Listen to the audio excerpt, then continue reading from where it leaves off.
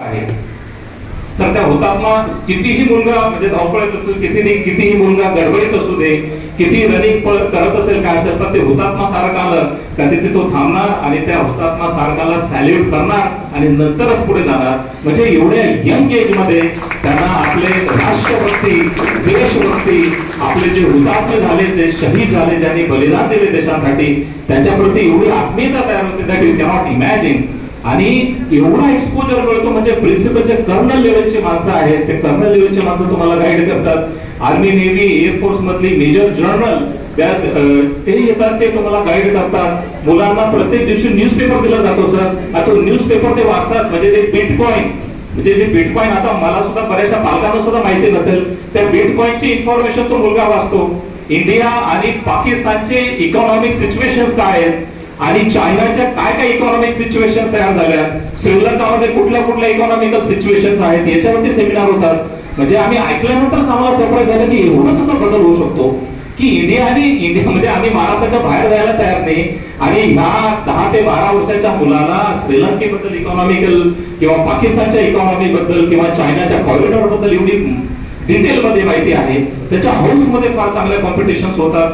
त्याने इंडियावरती जो जे स्पीच तयार केलं, I was speechless to read that particular thing. किंवा त्याने ते इंडियावरती जे भाष्य केलं की इंडियाचं नाव कसं आलं, हिंदुस्थान कसं आलं, कुठे कुठे हिस्टॉरिकल रेफरन्सेस होते, पूर्ण साऊथ इंडिया का त्याच्यात नव्हता. म्हणजे एवढे बदल मुलांमध्ये घडतायत.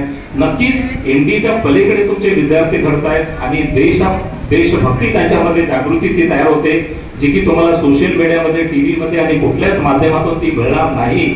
त्यामुळे जे ऐक्यांचं एवढं जे प्रामाणिक कार्य चाललं आहे, या प्रामाणिक कार्याचं सगळ्या पालकांनी म्हणजे अक्षरशः मनापासून तळमळीने या सगळ्या अभियानात सामील लावलं. हे तर मी म्हणेल ही अभियानच आहे.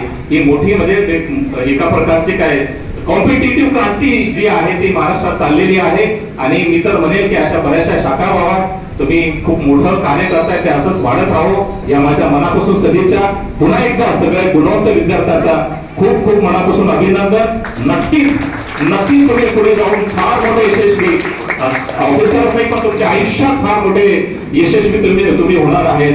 कहते हैं कि किसी चीज को अगर शिद्दत से चाहो, कहते हैं कि किसी चीज को अगर शिद्दत से चाहो तो पूरी कायनात उस चीज को तुम्हें मिलाने में लग जाती है.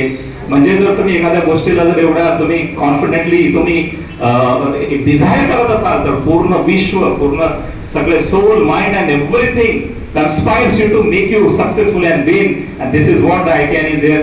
Thank you very much for organizing such a wonderful program. पहिलाच प्रोग्राम करतोय आणि अक्षरशः हाऊसफुल हा प्रोग्राम झाला मॅडम.